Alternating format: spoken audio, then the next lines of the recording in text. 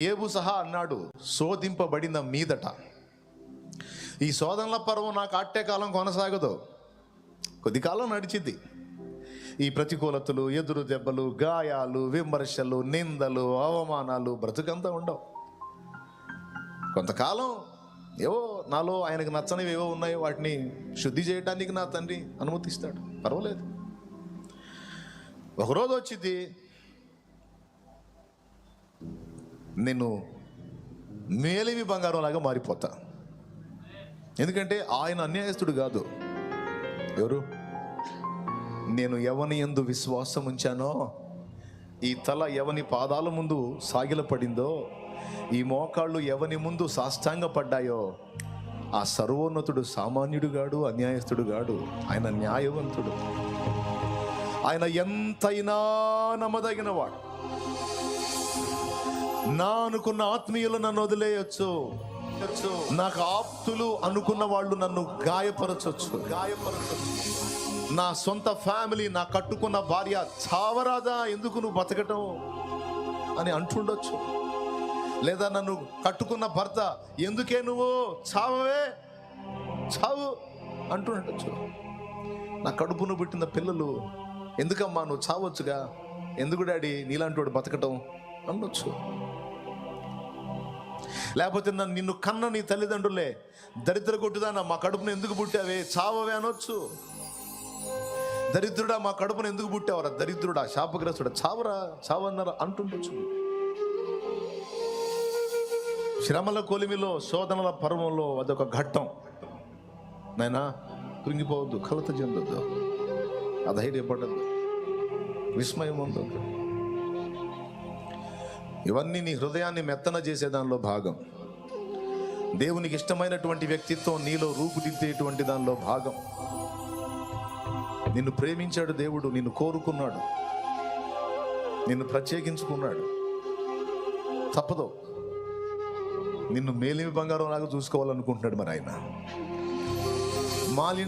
మాలిన్యం మురిగితో ఉన్న వ్యక్తిగా కాదు, శుద్ధ సువర్ణముగా చూడగోరాడు, మేలిమి బంగారముగా చూడగోరాడు. అందుకే పరిశోధనలో పెట్టాడు, అగ్ని పరీక్షలో పెట్టాడు. అందుకే చేదైన అనుభవాలు, మింగుడు పడని అనుభవాలు. అంతా బాగానే ఉన్నారు, నాకెందుకు ఇలాంటి పరిస్థితులు? అందరూ బాగానే ఉన్నారు, నాకేంటి ఇలాంటి జీవితం, నాకేంటి ఈ గాయాలు, నాకేంటి ఎదురు దెబ్బలు, నాకేంటి ఈ దరిద్రత, నాకేంటి ఈ వేదన? మీకు ఉన్నాయి కదా, మీ హృదయాల్లో ఉన్నాయి కదా, ఉన్నాయి, ఖచ్చితంగా ఉంటాయి. నాకున్నప్పుడు మీకు ఉంటాయి. ఎందుకంటే మనందరం ఆయన ప్రత్యేకించుకున్న పాత్రలో ఒక్కళ్ళని కూడా వదలలో, ఎవరికి తగ్గ రేంజ్లో వాళ్ళకు ఉంటాయి. ఆ ఘట్టంలో ఇక ఆయన మనం తప్ప ఇంకెవరు మనల్ని ఆదరించలేరు, ఎవరు మనకు కనపడరు. ఇక ఏదన్నా ఆదరిస్తే ఆయన వాక్ ఆదరించాల్సిందే, ఇంకా ఏ ఆదరణ దొరకదు. ఇది ఎరిగి ఆ మాట పాడుకున్నా. అనుకొనని శ్రమలెన్నో ఎదిరించిన, ఆ శ్రమల్లో ఆదరించాల్సిన ఆత్మీయుల ప్రేమ నిన్ను మరచి నిదురించిన, నిన్ను పట్టించుకోకుండా వదిలేసిన, చావరా నీ చావు నువ్వు, చావవే నీ చావు నువ్వు అని నిన్ను వదిలేసి వారు మరి ప్రేమ నీ శోధన పర్వం కొనసాగినప్పుడు నిద్రించిందేమో. Don't worry. ఆత్మీయుల ప్రేమ కొరవడితే, ఆత్మీయుల ప్రేమ నిదురిస్తే ఇంకా దిక్కు లేదా? అసమానుడు, ఆయనను ఎవరితో సమానం చేయలేము. అసమానమైన నా దేవుని బలమైన బాహు మాత్రం నిన్ను వదలదు. ఏబును వదిలాడా? ఏబును వదిలాడా? ఏబును వదల్లా. ఏమండి, దేవుని బలం ఎప్పుడు పనిచేస్తుందో చెబుతా. ఒక ముక్క, దేవుని బలం ఎప్పుడు పనిచేస్తుందో చెప్తా. కఠినమైన శ్రమల గుండా ఒక విశ్వాసి వెళ్తున్నప్పుడు, వాస్తవంగా ఆ కఠినమైన పరిస్థితుల్లో విశ్వాసం అడ్రస్ లేకుండా పోయిద్ది.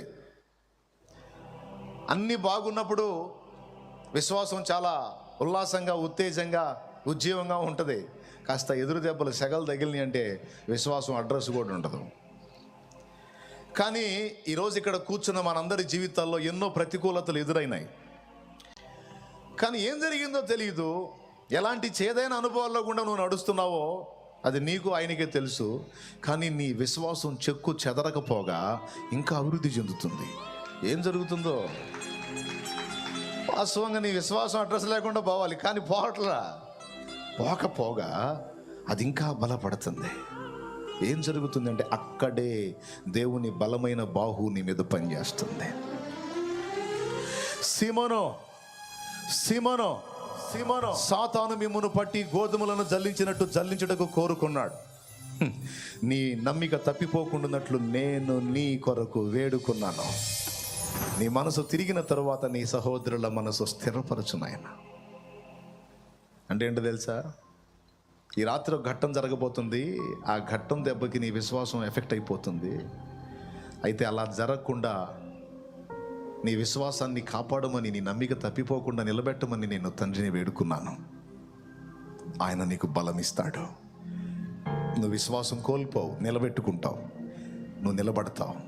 తర్వాత నీ సహోదరులను నిలబెట్టు బాధ్యత నీదే అని అప్పచెప్పాడు. అంటే ఏం జరగబోతుందో చెప్పేశాడు. దేవుని బలమైన బాహువు కఠినమైన శ్రమల గుండా నువ్వు ప్రయాణం చేస్తున్నా వీసుమంతా కూడా నీ విశ్వాసం దెబ్బతినకుండా కాపాడుతుంది. హల్లెలూయా. అక్కడ దేవుని బలం పనిచేసేది. చాలామందికి అర్థం కాదు ఈ సంగతి. అసలు దేవుని బలమైన బాహు అని తెగ భజన చేస్తున్నాగా. అసలు ఏ బాధలు రాకుండా చేయొచ్చుగా. ఆయన బలం ప్రయోగించి ఏ బాధలో, ఏ ఇబ్బందులు, ఏ నొప్పులు లేకుండా చేయొచ్చుగా. ఏ ప్రతికూలతలు రాకుండా చేయొచ్చుగా. ఆయన బలం అక్కడ ప్రయోగించవచ్చు కదా. మీకు ఎప్పుడన్నా అనిపించిందా? అట్లెట్లా కుదురుతుందండి? అక్కడ కాదు.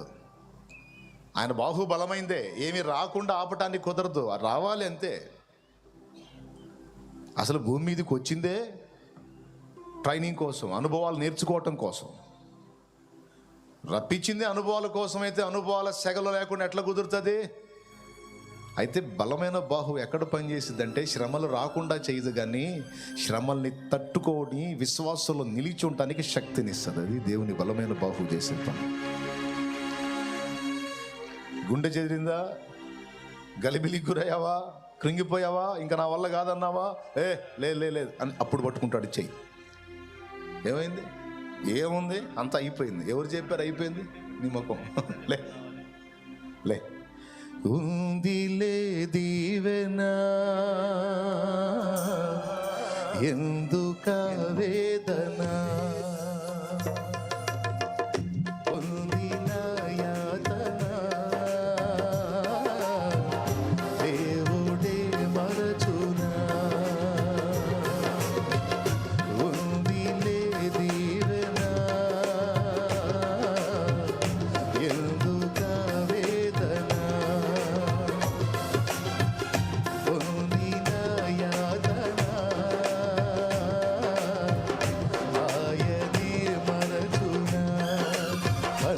జారిన కన్నీళ్ళు నడిపెను దేవుని పాదాలు, ఇప్పటి నుండి నీ కళ్ళు. భయపడవాక మొత్తం అంతా అయిపోయింది అన్నట్టు అప్పుడే శూన్యంలోకి పోయావే. వదిలితే చాలరా బాబా, నువ్వు ఓరకనే కుంగిపోతావు. నిరాశ, కొంతమంది నిరాశ ఊబి ఉంటుందే, సంచిలో పెట్టుకొని తిరుగుతుంటారు. కొంచెం అవకాశం వచ్చాడు ధన్మని దూకేస్తానే ఉంటారు. మీ సంగతి ఏమో, నేనైతే అచ్చంగా బ్యాగ్లో పెట్టుకొని తిరుగుతుంటాను. నిరాశ ఊబి ఏ కొంచెం ప్రతికూలత వచ్చినా సరే ధన్మని ఓపెన్ చేసి ఎగిరి దూకుతా. అందుకే నా మీదే చెప్పుకుంటున్నా, మీ మీద ఎందుకులే. అంటే ఏ కొంచెం ప్రతికూలత ఎదురైనా సరే వెంటనే నిరాశకు గురైపోయి వెంటనే ఇంకా అయిపోయింది, అంతా అయిపోయింది. ఇంకెక్కడ లేదు, ఇంకా అయిపోయింది. దేవుడు అంటాడు, ఆడ దొరికేవరా నాయన, మరీ ఇంత మెతగలే. ఏమైందిరా? ఏమైంది? పరిస్థితి నీ చెయ్యి దాటిందేమో కానీ నా చెయ్యి దాటదురా పిచ్చోడా. నీకు గలిబిలు ఉండొచ్చు, కానీ నాకు గలిబిలు లేదురా. నాకు చాలా క్లారిటీ ఉంది. నడు నడు నడు నడు, ఇవన్నీ అవసరం లేనాడు. ఇవన్నీ నీకు మంచి అనుభవ పాఠాలు అవుతాయి నాయన. నడు. తలా ఒక మాట అంటున్నారు ప్రభువా. అన్యాయంగా తిడుతున్నారు ప్రభువా, కాకులు పొడిచినట్టు పొడుస్తున్నారు ప్రభువా. నేనేం చేశాను తండ్రి? నేను చేసిన అన్యాయం ఏంటి తండ్రి? నేను చేసిన దుర్మార్గం.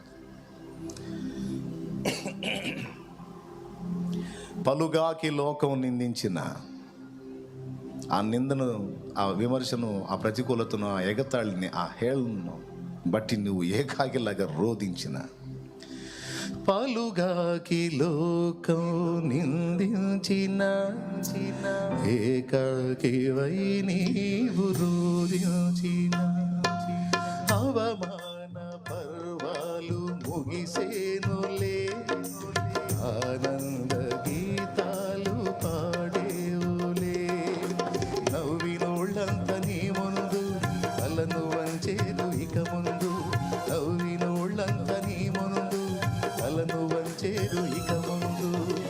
ఎందుకు ఉందిలే దీవెనా, ఎందుక వేదన, పొందిన యాతన, ఆయనే మరచునా.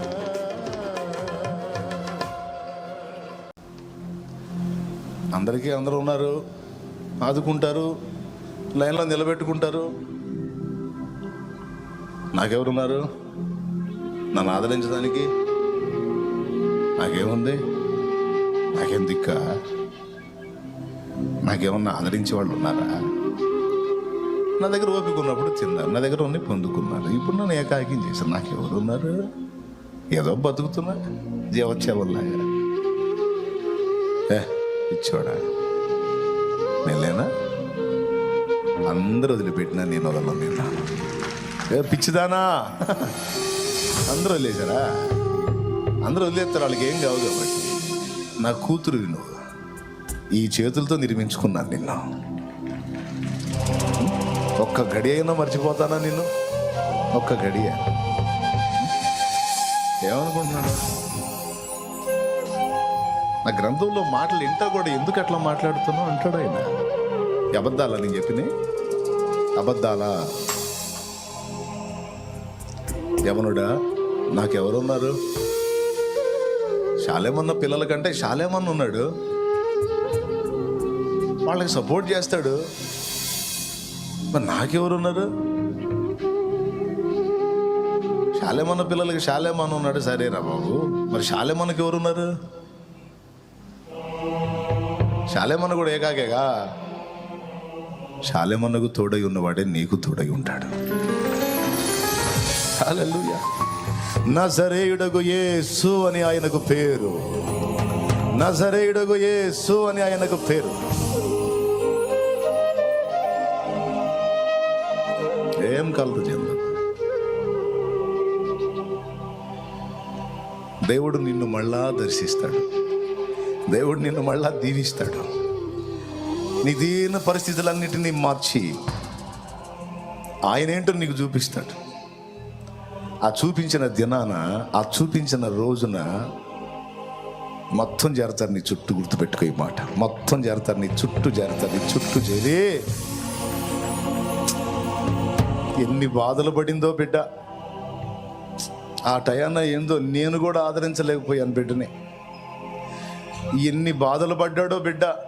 ఏందో నా దరిద్రం, ఆ టయాన నేను కూడా బిడ్డను ఆదుకోలేకపోయాను అని నీ చుట్టూ చేరి ఎంత లేచి శ్రమ నొందివని ఏడ్చి నిన్ను ఓదార్చి ఆదరించి, ఎప్పుడు దేవుడు కార్యం దేవుడు కంప్లీట్ చేసినాక వస్తారు.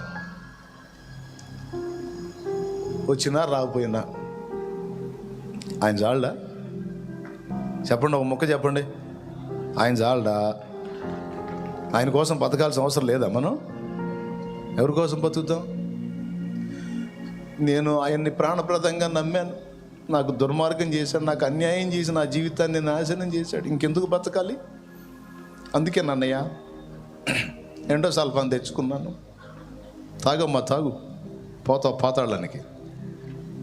అరే నమ్మక ద్రోహం చేసిన వాడి కోసం చస్తానడు. పిచ్చిదానా, నీ కోసం ప్రాణం పెట్టినోడి సంగతి ఆలోచించవే. నీ ప్రాణం తీయటానికి సిద్ధపడ్డోడి గురించి నువ్వు దిగులు పడుతున్నావు, కానీ నీకోసం ప్రాణం పెట్టినోడి గురించి కొంచెం ఆలోచించమ్మా. నీ కొరకే తన ప్రాణము పెట్టిన ప్రేమను చూడమ్మా, నిన్ను చూడక ఉండలేని ఆ ప్రేమే నిజమమ్మా. నీ కొరకే తన ప్రాణము పెట్టిన ప్రేమను చూడమ్మా, నిన్ను చూడక ఉండలేని ఆ ప్రేమే నిజమమ్మా. అందరూ నిన్ను మరచిన గాని మరువని స్నేహితుడే, కొందరిలాగా మధ్యలో నిన్ను విడువని ప్రేమికుడే. అందరూ నిన్ను మరచిన గాని మరువని స్నేహితుడే, కొందరిలాగా మధ్యలో నిన్ను విడువని ప్రేమికుడే. రక్తము పోసి ప్రేమ లేఖ నీకు రాసిన నీ ప్రియుడే, రక్షణనిచ్చి రాణిగా చేసే యేసురాజుగనుడే. అల్ల ఎరుగని తెల్ల పావురమపై పైకెగిరావా, కఠినమైన ఈ లోకపు పోకడ కానక ఉన్నావా. అల్ల ఎరుగని తెల్ల పావురమపై పైకెగిరావా, కఠినమైన ఈ లోకపు పోకడ కానక ఉన్నావా. అయ్యో పావురమా,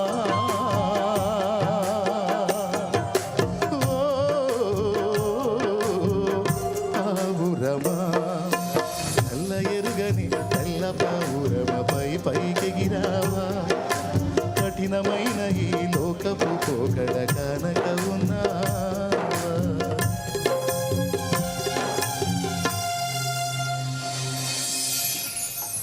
అందరూ ఒక మాట చెప్పేసేయండి, ఇంకా నేను ప్రార్థన చేస్తాను.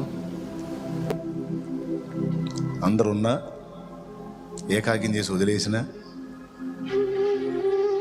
నీకెవరు ఉన్నారు? అందరూ మర్చిపోయినా ఆయన మర్చిపోతాడా? ఒకప్పుడు అంటే ఆయన్ని ఎరగవు నువ్వు, ఇప్పుడు ఆయన ఎరుగుదువు కదా. నీకు తెలుసా, నువ్వు ఆయనని అసలు ఏమాత్రం ఎరగనిది నాన్న కూడా నిన్ను ఆదుకుంది ఆయనే, నీ ఆశలు తీర్చింది ఆయన. ఇప్పుడేదో నమ్ముకున్నప్పుడు ఇప్పుడు హెల్ప్ చేయటం కాదు, నువ్వు పాపంలో ఉండగానే ఆయనకి వ్యతిరేకంగా తిరుగుబాటు చేసి ఆయనను దూషిస్తూ ఉండగానే, నిజమునకు దేవుడు కాని సామాన్య మనుషులకు నువ్వు సేవిస్తూ ఉండగానే, నీ నిజమైన తండ్రి కాని వారిని తండ్రి, తల్లి, అయ్యా, అమ్మ అని మొక్కుతూ ఉండగానే నిన్ను అసహించుకోలా, కోపగించుకోను లేదు. నీ అమాయకత్వాన్ని, వెరితనాన్ని అర్థం చేసుకొని తల్లిని తండ్రిని గుర్తించినటువంటి ఒక మానసిక రోగి అయినటువంటి కుమారుడు ఊరు బయటున్న చింత చెట్టు దగ్గరికి వెళ్ళి, అమ్మా నాకు ఆకలి అవుతుంది అంటే కన్నతల్లి ఏం చేస్తుందండి? నానా నాకు ఆకలి అవుతుంది నా చెట్టుకి వెళ్ళి చూసి అంటే కన్నతండ్రి ఏం చేస్తాడండి? లాగి ఒకటి కొడతాడా? ఒరే దరిద్రుడా, తండ్రిని నేను రా ఆ చెట్టు కాదు, తల్లిని నేను రా ఆ చెట్టు కాదని అంటారా? అనరు. ఎందుకంటే వాడికి మతి స్థిమితం లేదు, మానసిక రోగి, మైండ్ పని చేయట్లా. కాబట్టి వాడు చెట్టుని అడుగుతుంటే తండ్రి తీసుకెళ్ళి ఆహారం ఇస్తాడు. Praise the Lord. వాడు అన్ని చెట్టునే అడుగుతుంటాడు, కానీ ఎవరు తీసుకెళ్ళి ఇస్తుంటారని? ఎందుకు? తమను గుర్తించే పొజిషన్లో వాడు లేడు. కానీ ఏనాటికైనా వాడు బాగుపడితే వాడికి అన్నీ ఇచ్చింది తామేనని ఏనాటికైనా గుర్తిస్తాడన్న ఒక ఆశ. గుర్తించకపోయినా పర్వాలేదు, కన్న నేరానికి వాడికి చేయాల్సిన న్యాయం అయితే వాడికి చేయాలి. అందుకే మనం ఇంకా చీకట్లో, పాపంలో, అంధకారంలో, శాపంలో ఉండి ఆయనను ఇంకా నువ్వు ద్వేషించుచుండగానే మనల్ని ఒక క్షణమైనా మరిచిపోకుండా నిరంతరం కాచి మనకంత అన్నం పెట్టి, వస్త్రం ఇచ్చి, బ్రతుకనిచ్చి మనల్ని నడిపించిన వాడు యేసయ్యే. ఈరోజు నువ్వు ఆయన నమ్ముకున్నావని ప్రేమించడం కాదు, నువ్వు ఆయనను విశ్వసించక మునిపే ఆయన నిన్ను ప్రేమించాడు. నీవు నేను మనం ఇంకా పాపులమై ఉండగానే క్రీస్తు యేసు మన పాపముల కొరకు చనిపోయెను, తిరిగి లేచెను. ఇది రా తల్లి సత్యం. ఎంతమందికి అర్థమైంది? అంటే అన్నయ్య అప్పుడు కొన్ని సాయాలు జరిగినాయి కంటే ఆ సాయాలు చేసింది కూడా ఏనేనమ్మా. అంటే అన్నయ్య అప్పుడు కొన్ని హెల్ప్లు జరిగినాయి కదా, అంటే అక్కడికి పోయినా ఎక్కడికి పోయినా, ఊరు బయట ఉన్న చెట్టు దగ్గరికి పోయినా సాయం చేసింది మాత్రం యేసయ్యనమ్మా. కానీ తెలియదు నీకు, అప్పుడు నీ గ్రహింపు లేదు. అందుకని నిన్ను అసహించుకోవాలా, ఏసరించుకోవాలా, నిన్ను ప్రేమించాడు. ప్రిదానా, విన్నారు కదా, నువ్వు అన్యుడిగా అన్యురాలిగా ఉన్నప్పుడే నిన్ను ప్రేమించి మర్చిపోను దేవుడు ఈరోజు మర్చిపోతాడా? అందరూ వదిలేసిన, అందరూ వాడుకొని వదిలేసిన ఆయన నిన్ను వదలడు వదలడు వదలడు వదలడు.